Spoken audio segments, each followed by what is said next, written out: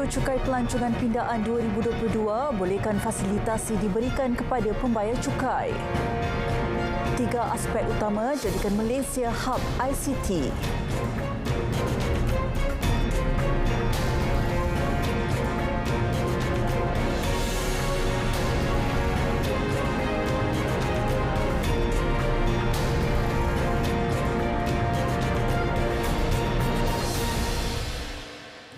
Salam sejahtera dan salam keluarga Malaysia. Berita Parlimen Isnin 15 Ogos 2022. Bersama saya Vimalah Kasturi Firasami.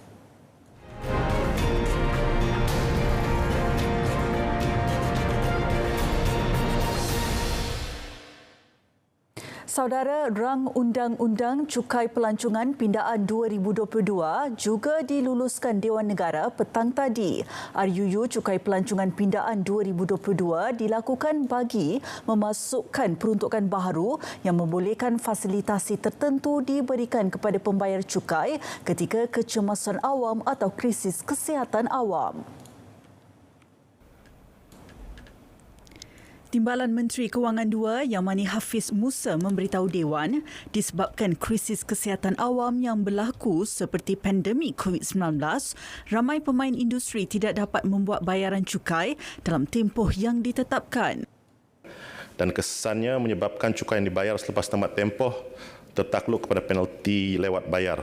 Jadi dengan adanya peruntukan baru ini, sekiranya berlaku apa-apa kecemasan awam atau krisis kesihatan awam di masa akan datang, Menteri boleh melanjutkan tempoh tersebut melalui pengumuman rasmi atau arahan kepada Ketua Pengarah, sekaligus memberi ruang kepada pihak industri untuk membuat semakan semula atau membuat bayaran tanpa dikenakan penalti lewat bayar walaupun dalam peruntukan semasa tempoh tersebut telah pun berakhir. Beliau turut memaklumkan tunggakan cukai pelancongan yang belum dibayar sehingga Jun 2022 adalah sebanyak 2.9 juta ringgit dan sasaran kutipan cukai pelancongan. Kerajaan menganggarkan kutipan cukai pelancongan sebanyak 200 juta setahun. Namun angka itu tidak dapat dicapai dalam tempoh 2 tahun lepas memandangkan kerajaan telah memberi pengecualian cukai pelancongan. Senator Datuk Johannes Abdul Aziz dalam perbahasan RUU Cukai Pelancongan Pindaan 2022 membangkitkan isu pelepasan cukai pelancongan yang dijangka tamat Disember depan. Beliau berkata pelepasan cukai yang diperkenalkan kerajaan sejak Julai 2020 ternyata membantu industri pelancongan yang lumpuh akibat pandemik COVID-19. Ini pelancong telah mula masuk semula ke Malaysia. Adakah kementerian bercadang untuk melanjutkan tempoh pengecualian ini bagi menggalakkan lagi kemasukan pelancong ke dalam negara? Nada sama turut disuarakan Senator Datuk Jeffrydin Atan. Pengecualian atau pengurangan cukai semestinya menyebabkan pendapatan menurun. Namun langkah-langkah ini adalah perlu bagi membantu mereka yang terikat dengan industri ini semasa tempoh ini. Justru itu saya ingin tahu, adakah kementerian mempunyai perancangan untuk meneruskan lagi pengecualian cukai ke 1 tahun tertentu sehingga sektor pelancongan benar-benar stabil dan kembali pulih sepenuhnya. Sementara itu, Senator Datuk Nicole Wong Siau Ting pula mahu kerajaan peka terhadap perkhidmatan penginapan jangka pendek STRA yang berkembang pesat dalam negara. Beliau berkata selain menawarkan pengalaman percutian unik, penyedia perkhidmatan seperti Airbnb menyediakan harga lebih kompetitif berbanding hotel. Persoalan saya, sejauh manakah pihak kerajaan telah melakukan sesi libat terus bersama pemain industri STRA? Ini bagi memastikan mereka berdaftar dengan seterusnya dapat mengenalkan cukai pada mereka yang mana akan memberikan hasil kepada ekonomi negara, sedangkan cukai hanya akan berkuat kuasa kepada mereka bermula 1 Januari 2023. Bagi mengelakkan kemudahan bebas cukai disalahguna, Kementerian Kewangan sentiasa meminta Jabatan Kastam mempergiat kawalan dan pemantauan zon bebas cukai. Timbalan Menteri Kewangan II, Yamani Hafiz Musa, ketika menggulung rang undang-undang Zon Bebas Pindaan 2022, turut menjelaskan bahawa pertimbangan untuk menjadikan satu kawasan itu sebagai zon perindustrian bebas ataupun zon perdagangan bebas adalah bergantung kepada kajian pembangunan ekonomi oleh kerajaan negeri. Oleh itu, kerajaan negeri yang memohon untuk mewartakan sesuatu kawasan sebagai zon bebas, mereka hendaklah memastikan bahawa aspek-aspek sumbangan kepada ekonomi dan sebagainya telah pun diambil kira. Dan untuk makluman yang berhormat tadi saya berbunyi di sini, Bukit Kayu Hitam sebenarnya telah pun diwartakan sebagai zon perdagangan bebas pada tahun 1996 lagi, dan manakala Padang Besar bukannya kawasan zon bebas tetapi terdapat kedai bebas cukai, Tuan Yang Pertua, yang telah dilesankan di bawah Akta Kastam 1967 bagi membekalkan barangan bebas cukai. Beliau turut menjelaskan mengenai status Wang Kelian Perlis sebagai zon perdagangan bebas. Sebenarnya Wang Kelian Perlis tidak pernah diwartakan sebagai zon perdagangan bebas. Sebaliknya, kawasan tersebut telah diwartakan di bawah jadual kedua Peraturan-Peraturan Kastam 2019 sebagai tempat import dan ekspor serta laluan import dan ekspor yang sah. Secara umumnya, pewartaan zon bebas perlu mengambil kira kawalan pergerakan keluar masuk dan kawalan sempadan bagi menyekat ancaman dan mengekangkan penyeludupan barangan terlarang dan dilihat menjadi ancaman kepada negara. Jadi sebarang cadangan pembukaan zon bebas perlu dikaji secara terperinci dengan mengambil kira faktor keselamatan dan risiko penyalahgunaan yang mungkin berlaku. RUU Zon Bebas Pindaan 2022 dilakukan bagi memasukkan peruntukan baharu bagi kelonggaran pihak industri dan kerajaan melaksanakan obligasi yang perlu disempurnakan dalam tempoh tertentu ketika kecemasan awam atau krisis kesihatan awam. Ketika sesi perbahasan, Senator Dr. Wan Martina Wan Yusof yakin zon perdagangan bebas cukai berupaya untuk terus menjadi pemangkin pertumbuhan ekonomi setempat. Bagaimanapun, akibat pandemik, zon perdagangan bebas menjadi suram. Di Kelantan terdapat 2 kawasan zon bebas, iaitu di Rantau Panjang dan juga Pengkalang Kubur. Ia menjadi destinasi tarikan pelancong untuk membeli belah. Tidak sah ke Kelantan kalau tidak sampai ke sini. Zon perdagangan bebas ini menjadi suram akibat pandemik COVID-19. Oleh itu, saya ingin bertanya apakah usaha-usaha yang telah dirancang untuk menarik pelancong dan pelabur kembali ke zon bebas ini. Turut mengambil bahagian Senator Datuk Bashir Alias. Diharapkan menerusi pindaan ini, ianya akan dapat memastikan sekiranya berlaku lagi bencana ataupun krisis seumpama ini, sistem percukaian kita akan dapat terus berfungsi dengan efisien bagi memastikan hasil negara dapat terus dikutip. Dewan Negara meluluskan rang undang-undang RUU Kastam Pindaan 2022 dan RUU Akses Pindaan 2022.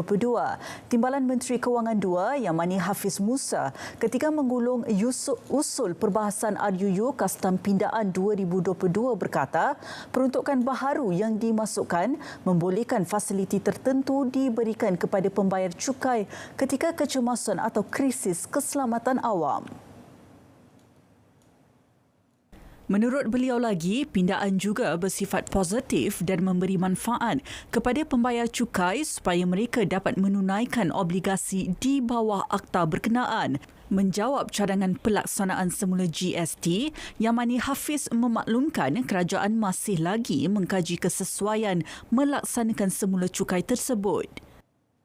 Dan kita kena lihat juga sistem lama GST yang dilaksanakan pada tahun 2015 itu, yang sudah tentu ianya bukan sistem yang sempurna. Dia ada masalah dari segi, kita lihat dari segi pemulangan balik.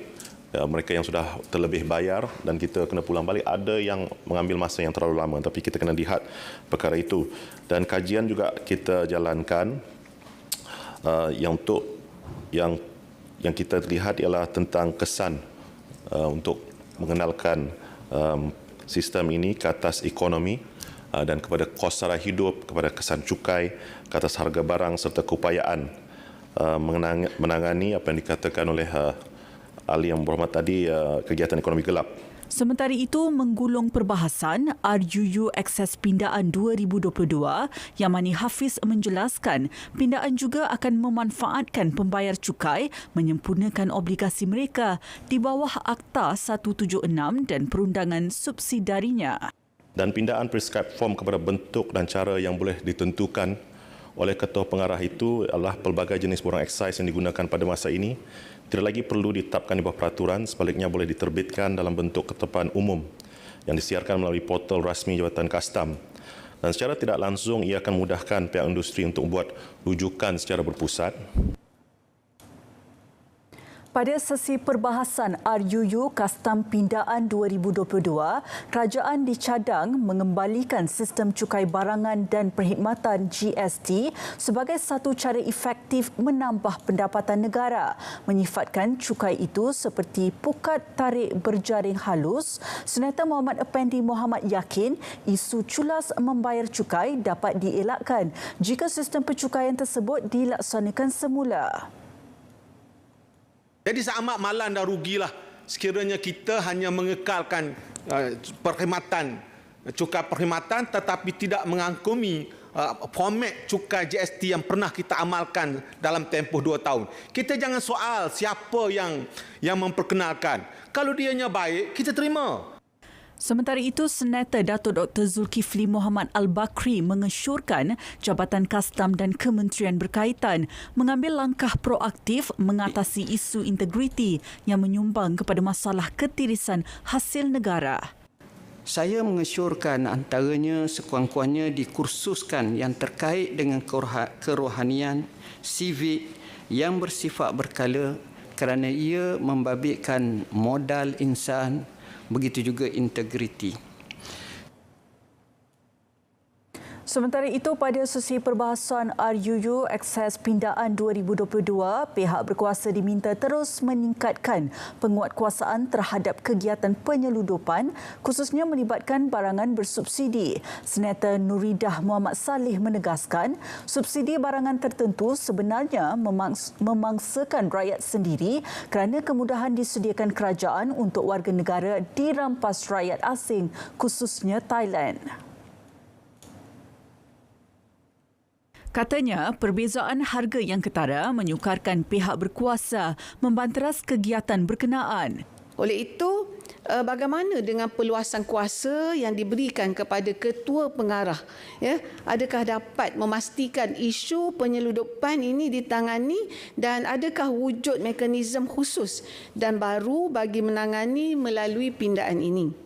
Hal ini kerana berdasarkan penjelasan Menteri dalam Dewan Rakyat tempoh hari, mekanisme yang digunakan hanyalah mekanisme yang sama seperti biasa. Sedangkan isu penyeludupan minyak khususnya ia memerlukan kaedah penguatkuasaan yang lebih berkesan.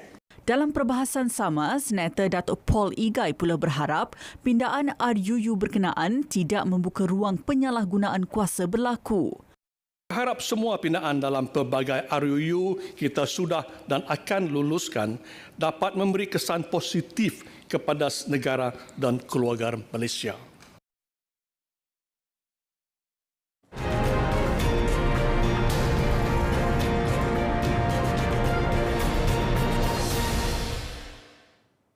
Saudara, kerajaan menyasarkan 3 skop utama dalam menjadikan negara hub ICT kedua dalam kalangan negara ASEAN selepas Singapura. Jelas Menteri Komunikasi dan Multimedia Tan Sri Anwar Musa, ia termasuk pengukuhan infrastruktur bagi mempercepat liputan 5G menerusi pelaburan awam dan swasta bernilai hampir 40 bilion ringgit.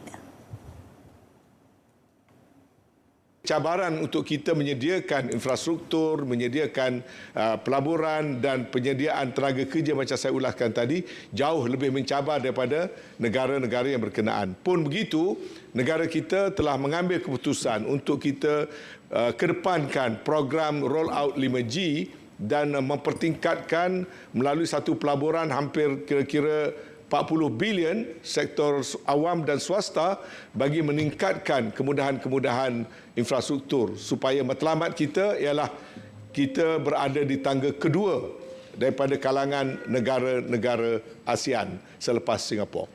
Turut disasar peningkatan kemahiran tenaga kerja dan modal insan menerusi program My Digital Workforce. Beliau menjawab soalan Senator Muhammad Effendi.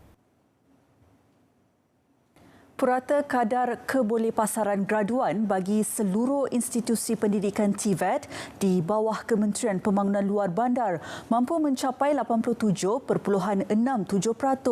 Ini melebihi kadar kebolehpasaran petunjuk prestasi utama KPI nasional yang perlu dicapai pada 2025 sebanyak 86.7%. Kadar kebolehpasaran yang melebihi paras standard nasional ini secara tidak langsung mencerminkan bahawa pendidikan TVET yang dibekalkan oleh institusi TVET di KPLB termasuk UniKL berupaya menyediakan kebolehkerjaan dan laluan kerjaya yang cerah kepada para graduan. TVET at KPLB melibatkan institusi pendidikan seperti Universiti Kuala Lumpur, Mara Japan Industrial Institute, Institut Kemahiran Mara, College Universiti Agrosains Malaysia dan College Kemahiran Tinggi Mara. Kementerian Belia dan Sukan KBS sentiasa komited meneruskan agenda pemerkasaan belia melalui pendidikan dan latihan teknikal dan vokasional TVET melalui 22 institusi latihan kemahiran belia dan sukan. Timbalan Menterinya, Datuk Seri T. Lian Ke berkata, pihak institusi menggalakkan penyertaan dan penglibatan golongan belia untuk memperoleh kemahiran TVET menerusi 14 bidang utama. Antaranya bidang hospitality, teknologi personal, teknologi awam dan teknologi automotif. Bagi memastikan graduan KBS menjadi pilihan industri dan mengurangkan kadar pengangguran di kalangan belia, antara inisiatif utama yang dilaksanakan oleh KBS adalah mengukuhkan kerjasama strategik dengan strategik bersama industri bagi memastikan graduan memenuhi keperluan industri. Oleh yang demikian, kadar kebolehpasaran graduan TVET LKBS bagi tahun 2021 adalah sebanyak 91.4%. Tahun 2020 adalah 93% dan 2019 adalah 93%. Beliau menjawab soalan Senator Datuk Johannes Abdul Aziz. Sesi pertanyaan bagi jawab lisan turut diberitahu sehingga Jun lepas, 425 belia berusia 25 hingga 34 tahun di Ikhtiar Muflis. Jumlah itu turun berbanding 1,060 kes yang direkodkan pada 2021. Trend Muflis dalam kalangan golongan belia berumur 35 hingga 44 tahun juga mencatat penurunan tahun ini iaitu hanya 1,179 kes dilapor dalam tempoh sama. Berdasarkan Jabatan Insolvensi Malaysia, isu pinjaman peribadi menjadi punca utama kes Muflis dalam golongan itu. Berdasarkan rekod Jabatan Insolvensi Malaysia, isu pinjaman peribadi menjadi punca utama kepada kes Muflis, di mana didapati seramai 1,486 ataupun 47% daripada 3,165 keseluruhan kes Muflis adalah disebabkan oleh pinjaman peribadi. Selain dari itu, sebanyak 249 kes disebabkan oleh sewa beli kenderaan, 454 kes disebabkan oleh pinjaman perniagaan dan 84 kes disebabkan oleh pinjaman perumahan. 140 kes disebabkan oleh hutang kad kredit, 84 kes disebabkan penjamin korporat, 83 kes disebabkan hutang cukai pendapatan, 65 kes disebabkan kegagalan membayar carunan KTBSP, 7 kes disebabkan biasiswa pinjaman kerajaan dan 113 kes disebabkan oleh keberhutangan yang lain. Ke arah mengurangkan kadar Muflis dalam kalangan belia, kerajaan menerusi Jabatan Insolvensi Malaysia mempergiat usaha bagi memupuk kesedaran belia menerusi taklimat dan program bersama masyarakat. Beliau menjawab pertanyaan Senator Aziz Arifin. Lonjakan kadar tambang e-hailing didapati berpunca daripada peningkatan mendadak permintaan orang ramai terhadap perkhidmatan tersebut. Timbalan Menteri Pengangkutan Dato' Henry Sum Agung menjelaskan ia juga disebabkan oleh pembukaan sektor ekonomi dan sosial selepas pandemik COVID-19. Sepanjang tempoh pandemik, ramai pemandu e-hailing yang tidak meneruskan pekerjaan menjadikan jumlah pemandu yang aktif berkurangan di pasaran. Apabila sektor ekonomi dan sosial telah beroperasi seperti sedia kala, orang ramai telah kembali bekerja sepenuhnya, menyebabkan kurangnya jumlah perkhidmatan penawaran atau jumlah perkhidmatan berbanding permintaan oleh orang ramai, terutamanya di waktu puncak. Jelasnya, kementerian bersama agensi terlibat akan mengambil tindakan terhadap penyedia perkhidmatan yang didapati mengenakan kadar tambang yang tidak munasabah. Beliau menjawab pertanyaan Senator Datuk Lim Peh Hin. Projek pembinaan kem tentera darat di Taman Sri Skudai Johor terpaksa dibekukan buat sementara. Ia bagi menghormati keputusan Mahkamah Tinggi Kuala Lumpur bertarikh 21 Disember 2018 yang memutuskan supaya syarikat Kausar Konsortium Sdn Bhd KCSB membayar ganti rugi bernilai RM269.5 juta kepada pihak kerajaan akibat kegagalan menyiapkan projek tersebut mengikut tempoh waktu yang ditetapkan. Perjanjian perswastaan tiga pihak bagi reka bentuk dan pembinaan kem tentera di Skudai telah ditandatangani antara Kementerian Pertahanan pada 10 Julai 1997 dengan syarikat Kausar Konsortium Sdn Bhd bagi projek pembangunan kem 7 Brigade di Skudai Johor bagi tempoh 3 tahun bermula 10 Julai 1997 hingga 10 Jun 2001 dengan nilai projek berjumlah 256 juta. Projek ini bagaimanapun terpaksa dihentikan pada Disember 2002 kerana syarikat KCSB tadi menghadapi masalah kewangan dan syarikat hanya mampu menyiapkan 18.3% sahaja daripada keseluruhan skop projek. Pada masa ini, tuntutan ganti rugi tersebut sedang dalam tindakan penguatkuasaan oleh Unit Pelaksanaan dan Penguatkuasaan Jabatan Peguam Negara. Datuk Seri Ikmal Hisham menjawab pertanyaan Senator Datuk Teo Eng Tee. Projek Zon Ekonomi Sempadan Khas SBEZ berjaya mementerai 3 perjanjian pelaburan strategik hartanah dengan nilai kumulatif RM7.2 bilion. Ini melibatkan projek pembangunan depoh lori dan pelepasan dalaman, projek pembangunan kompleks kilang sarung tangan Nitril Bersepadu, projek ibu sawat pertukaran internet dan pusat data. Jadi selaras dengan hasrat kerajaan untuk menggalakkan sektor pelaburan dan merancangkan pembangunan ekonomi, kerajaan akan terus menyokong pembangunan di kawasan tersebut sebagaimana yang telah direncanakan. SBEZ merupakan pembangunan hartanah di Bukit Kayu Hitam dengan keluasan 11,800 hektar. Setakat Julai tahun ini, 19 kes kematian orang kena tahan OKT dalam tahanan lokap direkodkan. 3 kes disebabkan jangkitan COVID-19, 2 kes serangan jantung, 4 paru-paru berair, 2 gantung diri manakala 5 lagi masih dalam siasatan.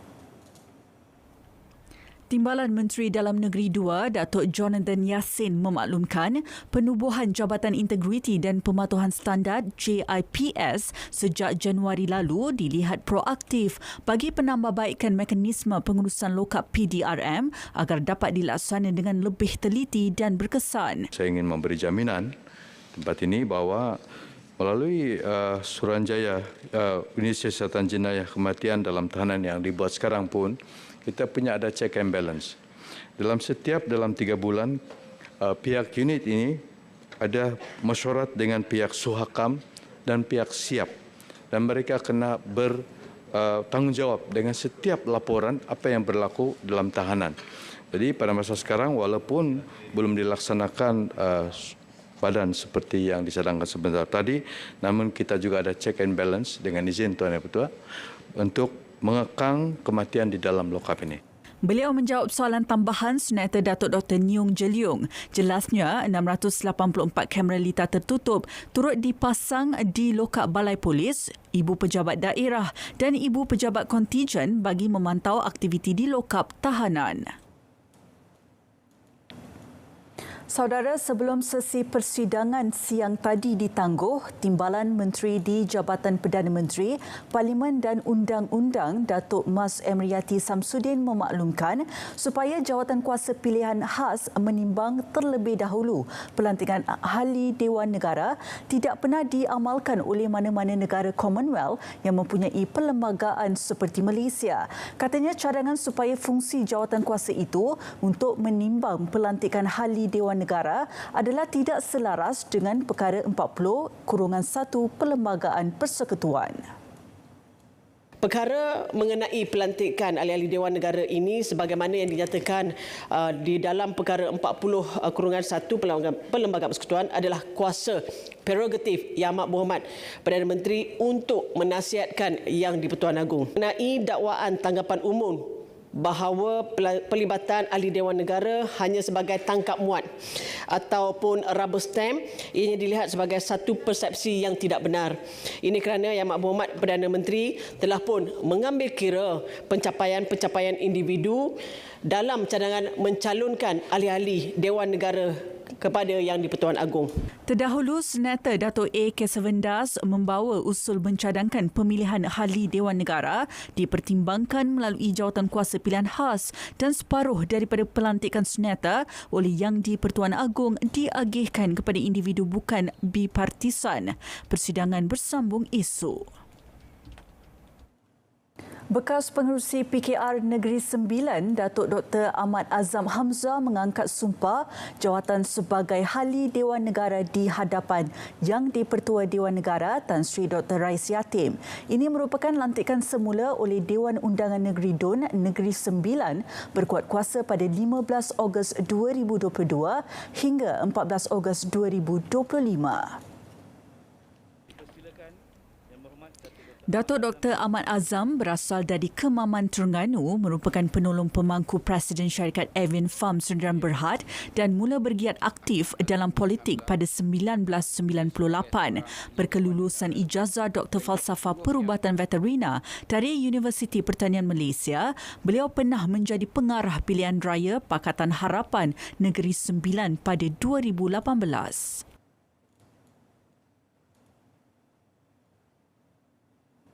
Saudara, berita Parlimen 15 Ogos 2022 berakhir di sini. Salam keluarga Malaysia dan selamat malam.